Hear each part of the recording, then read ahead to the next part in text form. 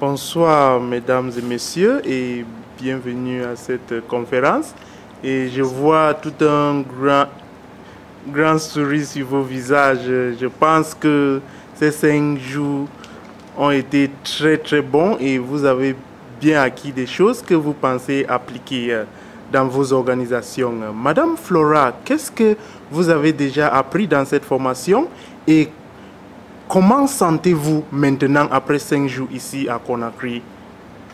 Merci, Monsieur Jim. Je peux dire qu'en venant à cette formation, je pensais connaître beaucoup de choses, mais je me suis rendu compte que je ne les connaissais pas en fait. Et c'est grâce à cette formation, qui est vraiment un renforcement de capacité, que je me sens capable aujourd'hui de meubler le plan stratégique que j'avais prévu. Le meubler et y ajouter des connaissances, y ajouter des activités que au sein de l'organisation, nous allons réaliser pour pouvoir donner les résultats escomptés. Et Monsieur Badou, parlant sur les résultats, est-ce que vous pensez que cette formation va améliorer les résultats que votre organisation va obtenir dans les mois prochains? Oui, de façon significative. Je pense que cette formation contribuera au renforcement de mes capacités d'abord et qu'au retour, cela va m'amener à susciter un certain nombre de changements qui s'avéraient déjà nécessaires au niveau de mon institution, surtout en ce qui concerne par exemple la gestion de l'évaluation du rendement. Parce qu'en termes d'évaluation du rendement du personnel, c'est un talon j'assure, c'est un défaut que nous devons également corriger à ce niveau pour que vraiment nous puissions atteindre vraiment nos objectifs. Parce qu'une chose est de disposer du personnel, mais il faut évaluer par moment à des périodes déterminées ce personnel-là pour voir si est-ce que vraiment le personnel que nous avons est à la hauteur de la tâche, quelles sont les qualifications supplémentaires dont ce personnel-là a bénéficié pour pouvoir améliorer ses prestations et ainsi contribuer à l'atteinte des objectifs de l'organisation. Donc c'est en cela, sur ce plan-là précis, que vraiment j'apprécie hautement ce qui a été fait ici à Conakry depuis 5 jours. Merci beaucoup. Et Madame Abosede, comment pensez-vous que vous allez améliorer la structure de votre organisation pour que votre organisation puisse atteindre les buts très importants de votre organisation? Merci beaucoup. Et à mon arrivée, j'ai constaté qu'il y avait beaucoup d'insuffisances au niveau de la gestion de l'organisation, ce qui concerne même le profil, le rôle des membres du CA, le leader qui doivent être, et ensuite par rapport au plan stratégique, les axes qui devaient y figurer. Par exemple, en ce qui concerne la gestion des ressources humaines, nous ne le faisions pas de manière formelle, mais je viens de constater que c'est une fonction importante qu'il faudrait insérer dans la stratégie, dans notre plan stratégique, et pour permettre un changement de comportement, pour savoir évaluer le personnel dont nous disposons afin d'améliorer le développement et la productivité de notre structure. Monsieur Dro, est-ce que vous voyez déjà une organisation mieux performante que votre organisation avant d'être un participant dans cette formation? Oui, effectivement. Ce qui me captive dans cette formation, dans ce programme, c'est qu'il permet justement aux acteurs même de la société civile, c'est-à-dire aux organisations même, de pouvoir déceler leurs insuffisances, leurs limites, et également de faire un programme pour pouvoir répondre à une meilleure gestion, à un meilleur fonctionnement. Et je crois que c'est vraiment l'intérêt, tout l'intérêt qu'il y a sur cette formation-là, dans la mesure où elle nous permet d'être de meilleurs athlètes, elle nous permet d'être de meilleures organisations pour pouvoir répondre, pour pouvoir mieux mettre en œuvre la mission que nous sommes donnée. Plus nous sommes forts, plus nous sommes mieux organisés, et mieux nous arrivons à réaliser nos missions et nos visions. Et je crois que cette formation-là nous aide à, n'est-ce pas, comme je l'ai dit tout à l'heure, percevoir nos insuffisances et nous donne la capacité de relever les grands défis. Merci beaucoup aux formateurs. l'organisation. Et il y avait ce débat sur la motivation des staffs des ONG. Est-ce que vous pensez que vous allez contribuer à assurer que votre organisation mette en place un plan stratégique pour mieux motiver vos collègues? Oui, je crois que comme je dis, c'est tout l'intérêt. C'est-à-dire nous permettre de mettre en place un plan stratégique qui va nous amener à améliorer les performances, à mieux gérer nos organisations et comme il est prévu, n'est-ce pas, un coaching, parce qu'en tout cas, au sortir de cette formation, il y a forcément des changements qui vont s'opérer dans l'organisation, dans la mesure où on se met devant nous-mêmes comme un miroir, on voit nos insuffisances et on nous montre comment surmonter ces insuffisances-là. Et très rapidement, un plan d'action un plan stratégique sera élaboré. Et puis, on va y aller pour le changement. Merci beaucoup. Monsieur Adja, vous devrez mettre en place un plan d'action après cette formation. Oui. Quels aspects pensez-vous insérer dans votre plan d'action? Merci bien. À la vérité, avant de venir à ce renforcement de capacités, nous avions fait un diagnostic de l'organisation, de notre organisation, et nous avons décelé un certain nombre d'insuffisances qui ont été largement jusqu'à présent abordées et véritablement nous avons appris beaucoup.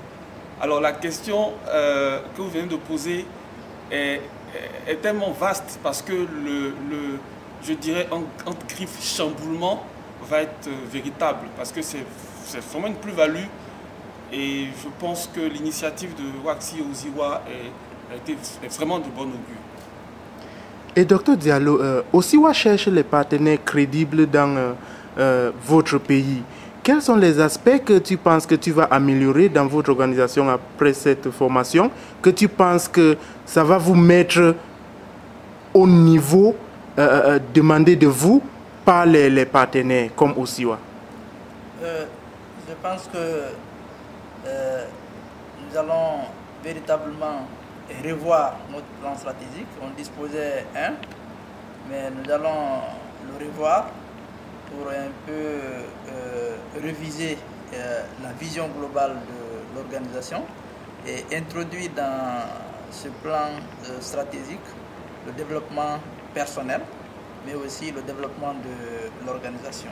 Ça, c'est des aspects que nous allons prendre en compte. Mais véritablement, nous allons aussi nous focaliser sur des aspects sur lesquels nous n'avons pas accordé assez d'importance, c'est la gestion des ressources humaines, c'est-à-dire la gestion du personnel.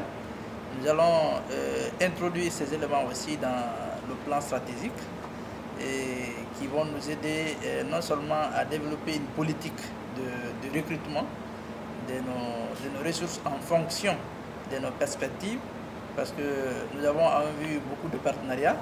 Donc on s'est rendu compte qu'il faut travailler sur la ressource humaine, mais aussi une ressource de qualité. Donc nous allons intégrer tout ça. Et ce qui est fondamental, c'est que nous avons ici des supports et des outils avec les formateurs qui vont nous aider à faciliter ce travail. Et l'autre chose, c'est aussi, comme quelqu'un l'a dit, dans l'évaluation du rendement du personnel. Nous allons prendre en compte des aspects positifs, surtout du personnel, en termes de motivation, mais aussi nous allons parer un peu au départ massif, parce que nous sommes confrontés à un problème.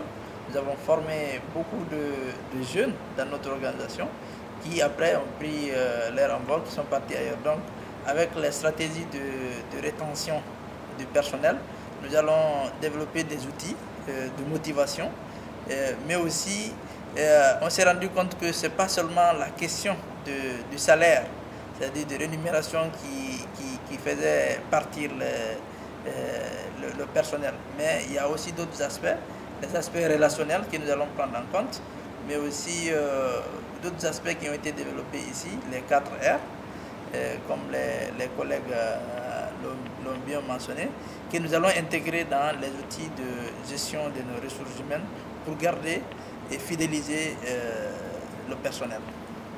Et Madame Flora, la semaine prochaine, on parlera de la suivi et évaluation. Est-ce que vous pensez que cette module est important pour vous et pour votre organisation? Oui, le suivi et évaluation est très important parce que sans ce suivi et évaluation, nous ne pourrons pas savoir où nous sommes, qu'est-ce qu'il faudra faire, est-ce qu'il faut s'arrêter, est-ce qu'il faut continuer. Ce suivi et évaluation sera vraiment servira de balise dans la réalisation de nos activités. Donc c'est un module très important pour l'organisation. Et M. Adja, comment pensez-vous que le module sur le suivi et l'évaluation va améliorer le fonctionnement de votre organisation? À coup sûr, ce module va améliorer le fonctionnement de notre organisation, notamment la cellule suivi-évaluation qui est déjà mise en place dans notre organisation. Nous pensons que nous avons, comme je l'ai dit tantôt, fait un diagnostic et nous avons trouvé que la performance de cette cellule n'est pas très satisfaisante.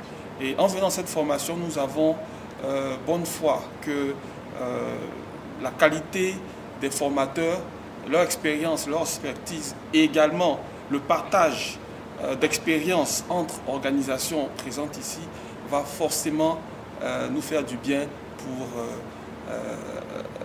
améliorer le suivi et l'évaluation des projets que nous mettons en œuvre. Et parlant sur les formateurs que nous avons eus ici, quelles sont vos impressions par rapport aux deux formateurs que nous avons eus? Alors là, je voudrais féliciter Waxi et Osiwa. Vraiment, ça vient du fond de mon cœur. C'est des personnes qui sont expérimentées. Ce n'est pas des formateurs point. C'est des personnes qui ont pratiqué la chose et qui ont une expérience telle qu'ils savent là où il y a le mal, ils savent là où il y a les faiblesses et ils n'ont pas fait que former, ils ont surtout permis des échanges, ce qui est une technique qui vraiment permet de s'approprier les éléments dont on parle. Et Dr Diallo, est-ce qu'on peut dire que d'ici 6 mois, il y aura quelques changements dans votre organisation ou d'ici 1 an, il y aura quelques changements dans votre organisation et dans quel domaine? Forcément, il y aura des changements. L'avantage est que je suis un des décideurs de l'organisation. Donc, si les changements viennent d'en haut, c'est un facteur favorisant par rapport à ce changement. Donc, moi-même, je suis déjà sensibilisé sur les faiblesses de l'organisation. Donc, nous allons les prendre en charge. C'est surtout la mise à niveau du conseil d'administration. On s'est rendu compte que le conseil d'administration a besoin d'un accompagnement, d'une formation sur leurs attributions, mais aussi sur des compétences variées. Mais, je l'ai dit tout à l'heure, dans les résultats que nous allons obtenir de cette formation, nous allons essayer de raffiner et aussi d'insérer des outils que nous n'avions pas. Les outils de gestion du personnel que nous allons intégrer, les outils de suivi et évaluation pour la performance des programmes et projets que nous allons obtenir aussi ici, on va les introduire. Ce qui fait l'avantage est qu'on ne part pas de zéro. Il y a déjà des bases qu'on va améliorer. Donc à travers les échanges de pratiques ici et les outils que les formateurs ont donnés, nous allons forcément les introduire dans notre démarche et dans nos pratiques pour améliorer le rendement de l'organisation et aussi pour maintenir la confiance avec les partenaires. Parce que c'est ça aussi. Si vous recevez des subventions, il faudrait que la prestation de qualité aussi suit, disons, ces partenariats.